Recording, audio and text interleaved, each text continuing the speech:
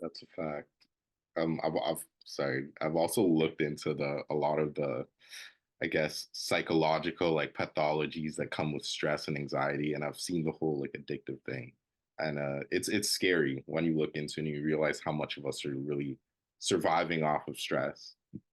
No, I think it really is a slippery slope. And I guess we all have to have like personal indicators or points for ourselves to know that I'm about to just I'm really on fast on my way down this path. And what am I supposed to do? And I think a lot of self-love and compassion to ourselves has to really step in as the remedy to that. Asante, are you okay if we just jump into the next Yeah, question? just let's go full speed ahead. Okay, so this one is, what are some indicators that tell you that you're shooting on yourself? I like that. Everybody's nodding their head like, Well, I think for me, one I can like tell when I'm shifting into like an energy of doing things from a FOMO place instead of like a JOMO or like the joy of opting in versus like the fear of missing out on again somebody else's timeline. And yeah, I think it's just ultimately having like what really helps is having some sort of practice to get quiet and know your own body, being able conducting like a mini body scan, like am I clenching my jaw, are my shoulders relaxed, what else am I doing to feel present in this moment, and then kind of asking yourself from that place, like is this needing to be done in the next hour, in the next day, in the next, whatever it is. Um, and I think something that's helped for me over the years is to stop looking at my calendar more than a week in advance. Like if someone's asking me to book, I will book way further in advance, but I don't check to see what's coming up weeks in advance. It's like it helps me live a little bit more in the moment. I really like Megan's idea of trying to be more in tune with your body because I feel like as we get older and we kind of get stuck in these like work, then you come home, you sleep, you eat and all that. Um we don't realize how much we lose touch with our bodies. And a lot of the signs of stress and anxiety, like it really shows up if you pay attention or you get a coach that can allow you to be more aware. You see how much you've lost awareness of all these things. And so I think that's something that's super important, really just tuning in and allowing yourself to have that time to just be aware. And then in that awareness, it allows you to kind of dodge a little bit more of these hazards of shoulds. Or at least be more aware of your body, the time that you're spending doing what, how you feel day to day. I think they're all really important. Vanessa, would you like to take a stab at it? Sure. I was just thinking a lot about what Megan was saying too, and how it and Felix as well, and how it resonates within our bodies. And as soon as I think of how it feels in my body, a lot of the symptoms related to anxiety do come up. So like the heart racing, the tightness in my chest, like feeling nauseous, and being on like the verge of a panic attack, essentially. And that very closely connects with just the feelings of being overwhelmed and having like racing thoughts and that endless sort of to-do list for myself. It feels really hard to break out of that. And I love Megan's strategy of not looking at your calendar that far in advance. Because in for so long, my version of, trying to gain as much as control as possible, which is not realistic.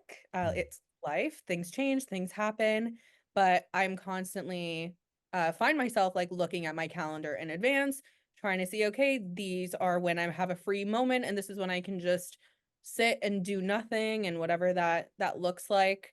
Um, Instead of kind of looking for those patches of free time where I don't set aside for myself, and I try and fill with more things that I feel like I should be doing. So whether it's doing household chores, doing things around the house, whether it's, a friend I haven't seen in a really long time.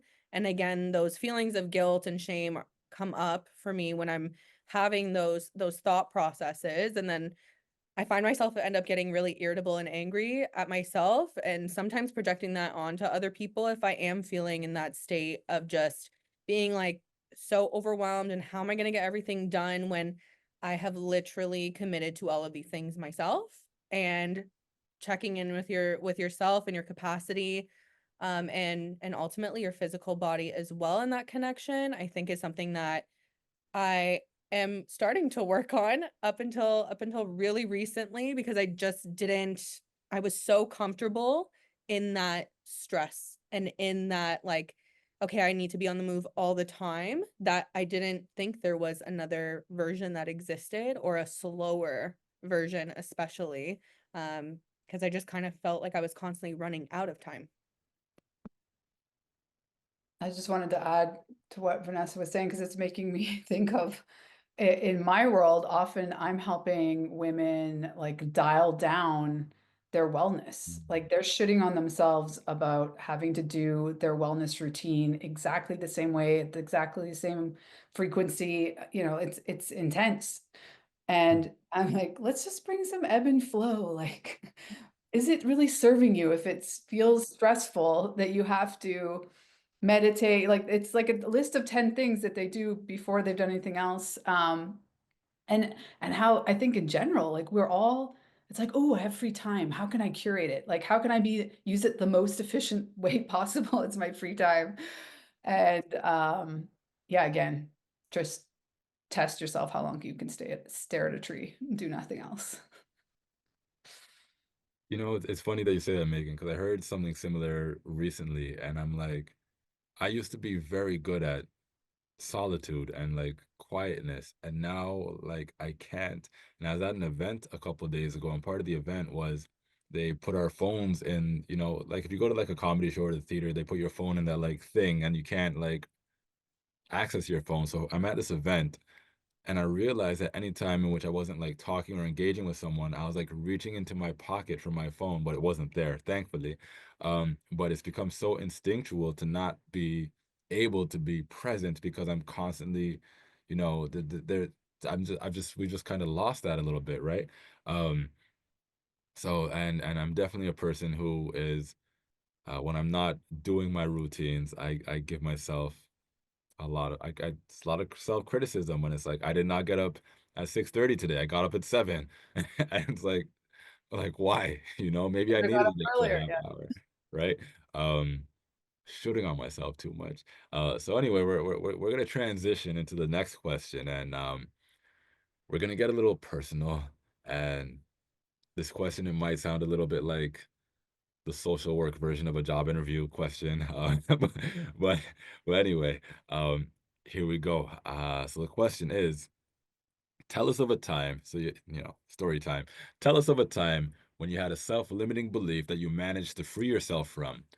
What was it like